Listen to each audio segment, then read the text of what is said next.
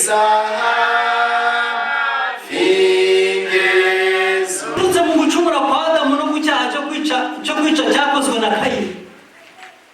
Kubwo ibyaha bibiri byari byakozwe, ari icyaha cya Adamu n'icyaha cya Kayini.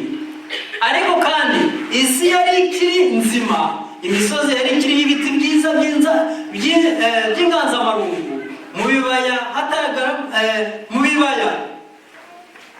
hatambaga impumuro z'uburabyo bw'uburabyo. kaguka kagenda kaguka umenya ari Yesu wabuje kujyana itorero rye, umenya ari Yesu wabuje kujyana njye nawe, mbega umunezero utangaje kuza ngo bari mu mwanya wo kuba yahitamo bashaka gukorera.